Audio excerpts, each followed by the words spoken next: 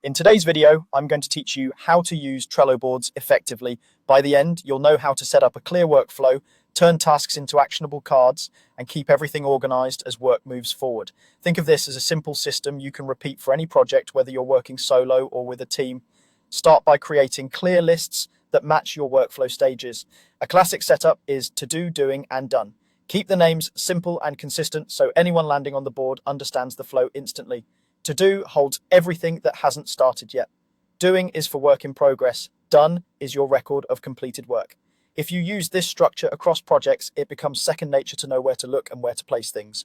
Next, break work into detailed cards. Each card should represent a single task or deliverable. Give every card a clear title, then add a short description that explains what success looks like. Include checklists for multi-step tasks. Checklists turn vague goals into bite-sized actions, and checking items off gives you visible progress.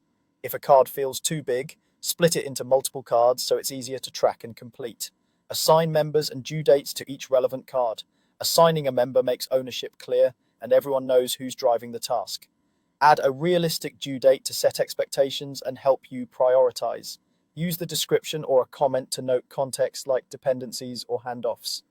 As timelines shift, update the due date rather than letting it lapse. This keeps your board reliable and prevents last-minute surprises. Use labels or tags to organize priorities and categories at a glance.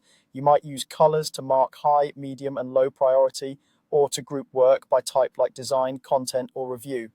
Choose a simple label system and stick with it so the colors have consistent meaning across the board. This makes scanning the board quick and helps you decide what to pick up next. As work progresses, move cards between lists and update their status regularly. Drag a card from to do to doing when you start and into done when it's finished. Update checklists, adjust descriptions, and confirm due dates as things change. A board is only as useful as it is current, so a few seconds of maintenance keeps it trustworthy. Follow this cycle and your Trello board becomes a living snapshot of your work, clear, actionable, and always up to date.